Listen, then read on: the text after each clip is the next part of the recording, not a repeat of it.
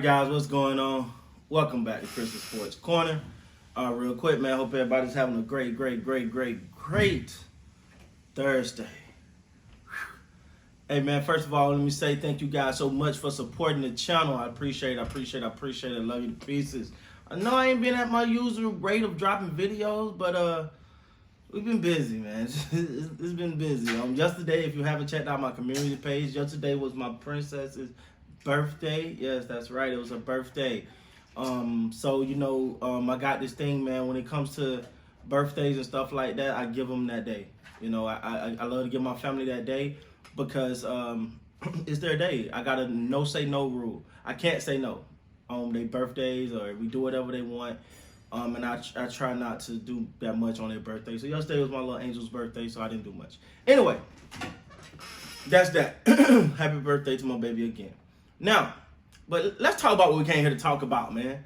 So I was going through, man, trying to get back right, and in the process of looking through stuff, I ran across and not an article, but it was a little brief segment in Hoops Rumor. Shout out to Hoops Rumor. That's my daughter's toy. Shout out to Hoops Rumor. It was a little article that said something briefly about the Toronto Raptors. And I wanted to touch on it because I feel like, okay, let me read what it said. It said the Raptors must find ways to maximize a formless style of basketball due to the configuration of their roster.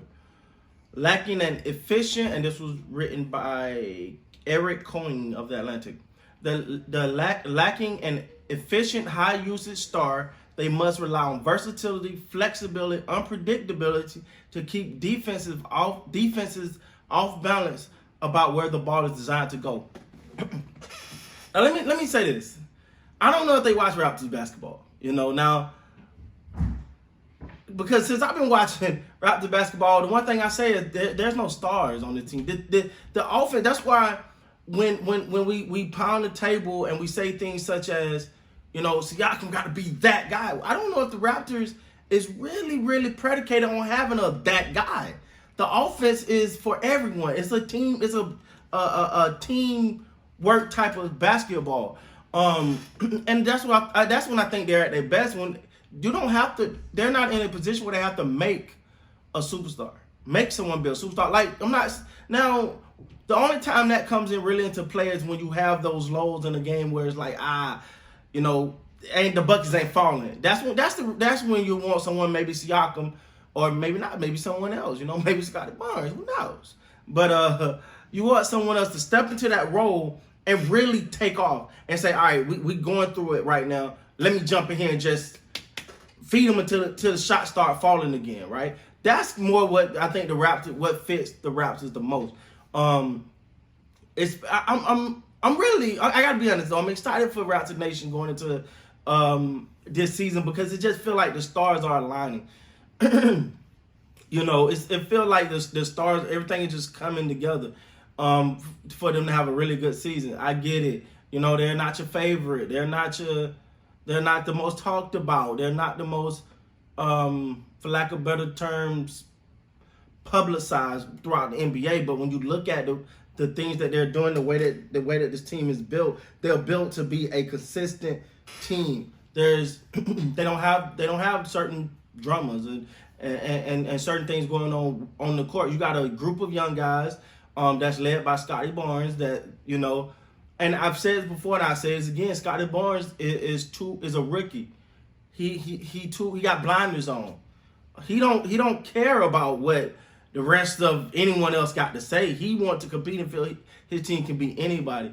And things like that is affections. And y'all know I love to cross over my sports. So give me a minute here. It's sort of like Michael Parsons you see with the Cowboys. Like, he's talking, right? Like he's talking, like he's calling himself the Terminator, stuff like that. He's a rookie. Why would a rookie do this? Sometimes we jump on rookies for doing this. But they don't understand. They come into a situation like, I don't care about what the norm is or how it's supposed to go. I believe we can win. When I step on the field or I step on the court, I believe we can win. And I feel like Scottie Barnes got that. You look at the confidence of a Malachi Flynn. You got Siakam in a place where, he feels like, okay, they're finally telling me I'm that guy. Now, we've had this conversation before. I was going to tell you that guy, whatever. But he feel like he's been that guy. Like, he's been told he's that guy. He went through a lot last year. He just feel better. He seemed in a much better place. You look at Nick Nurse, him and, again, Siakam is in a much better place. A great place from everything. They got the biggest contract done that they, in my opinion, that the franchise needed this offseason, which was Masai Ujiri. They got him done. He's locked up, ink dry. He's already talking about the future of this thing and really laying it out, and he's thinking championship. So now you got a foundation. You got a good group of young guys that this team can really get behind. That the future is so bright for them. So I say all that to say, and to bring this back to this article, it's not about them having a superstar. And I get it. I'm not saying the NBA is a superstar league. Don't get me wrong. The NBA is a superstar-driven league. That's how it is.